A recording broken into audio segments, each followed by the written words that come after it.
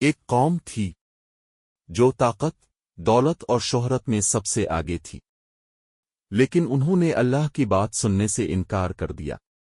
انہیں 950 سال تک سمجھایا گیا، لیکن جب انہوں نے سب وارننگز نظر انداز کر دی تو پھر ایسا عذاب آیا جو پوری دنیا نے کبھی نہیں دیکھا۔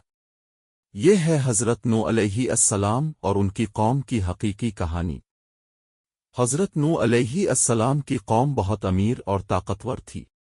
ان کے پاس زمین، شہر اور ہر چیز تھی، لیکن آہستہ آہستہ وہ اللہ کو بھول گئے۔ انہوں نے بت پرستی شروع کر دی۔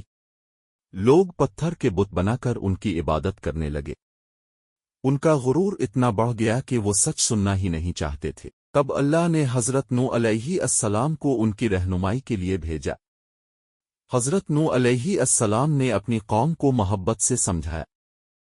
انہوں نے کہا، صرف اللہ کی عبادت کرو ورنہ عذاب آئے گا، لیکن قوم نے ان کا مذاق بنایا۔ لوگ کہتے یہ بس ایک عام انسان ہے۔ وہ لوگ اپنے کان بند کر لیتے تاکہ سچ نہ سن سکیں۔